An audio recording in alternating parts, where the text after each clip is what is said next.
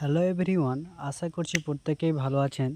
তো আপনাদের সকলকে আমার ইউটিউব চ্যানেল এসপি আমানে স্বাগত। তো আজকের এই ভিডিওতে আমরা দেখব কীভাবে নিজের মোবাইল ফোন দিয়ে আপনারা আয়ুষ্মান ভারতের ইকেওয়াইসি সম্পন্ন করবেন। তো এর জন্য আপনাদেরকে প্লে স্টোর থেকে আয়ুষ্মান অ্যাপটা ডাউনলোড করতে হবে। আমার ডাউনলোড করা ছিল এবং সেটিকে আমি ওপেন করলাম। ওপেন করার পর কিছুক্ষণ ওয়েট করতে হবে, একটু লোডিং নেবে। তারপরে এখানে আপনার অপশান আসবে আর ইউ এ বেনিফিশিয়ারি। তো আপনি এস করে স্কিমে পিএমজেওয়াই ক্লিক করবেন এবং কন্টিনিউ করবেন, রেজিস্টার করবেন। নাম ভুল করে রেজিস্টার করেছিলাম। তারপরে আপনার লগ ইন অ্যাকাউন্টে যাবেন। যেহেতু আপনার আয়ুষ্মান ভারতের ফর্ম ফিল আপ করেছেন, তখন আপনি যে মোবাইল নম্বরটা দিয়েছিলেন সেই মোবাইল নম্বরটা দিবেন এবং ক্যাপচার কোডটা ফিল আপ করবেন।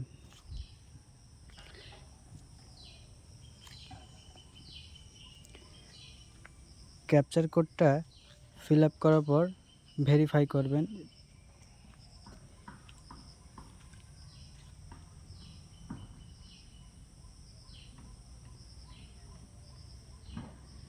ভেরিফাই করা হয়ে গেলে আপনার মোবাইলে 6 সংখ্যার ওটিপি আসবে।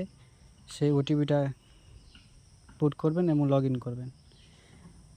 একটু ধীরে সুস্থে করবেন, এই অ্যাপটা একটু লোডিং নেবে, খুব তাড়াহুড়ো করবেন না।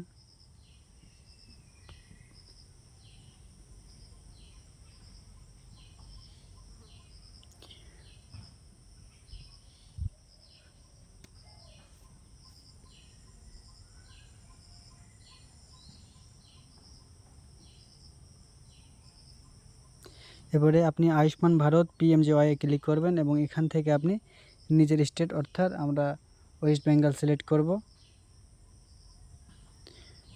সিলেক্ট করার পর কিছুটা টাইম প্রসেসিংয়ে নেবে এবং নিচে রয়েছে সার্চ বাই। এখানে আপনি নিজের পিএমজেওয়াই আইডি অথবা আধার নম্বর দিয়ে সার্চ করতে পারেন। তো আমি আমার আধার নম্বর দিয়ে সার্চ করব এবং আমি এখানে আমার আধার নম্বরটা দিয়ে দিলাম। আধার নম্বর দিয়ে সার্চ করার পর আপনার ফ্যামিলি আইডি, অর্থাৎ আপনার ফ্যামিলির যে লোক আছে তাদের নাম দেখাবে এবং যার পাশে আনআইডেন্টিফাই থাকবে সেখানে ক্লিক করবেন। ক্লিক করার পর আধারে এবং মোবাইলে ওটিপি আসবে, সেই সংখ্যা বসালে আপনার ফ্যামিলি আইডি ভেরিফাই হয়ে যাবে। তারপরে যে ব্যক্তিরা আপনি ইকেওয়াইসি করবে তার উপরে ক্লিক করবেন। ক্লিক করার পর ইকেওয়াইসি অপশানে আধার ওটিপি সিলেক্ট করবেন। সিলেক্ট করার পর ভেরিফাই অপশানে ক্লিক করবেন। এরপরে আপনার মোবাইল নম্বর এবং আধার নম্বরে ওটিপি পাঠানো হবে। সেই ওটিপিগুলো ভেরিফাই করে নিলে আপনার ইকেওয়াইসি সম্পন্ন হবে, ঠিক আমি যেভাবে দেখাচ্ছি।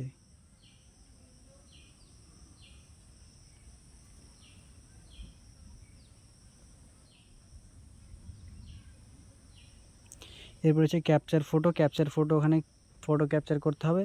তার নিচে আছে যে do you have mobile number, আপনি নো করে দেবেন। নো করলে তাড়াতাড়ি হয়ে যাচ্ছে ইকেওয়াইসি।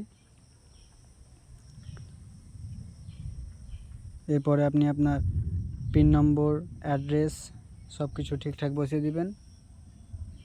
বসানো হয়ে গেলে আবার আপনার মোবাইলে ওটিপি পাঠানো হবে।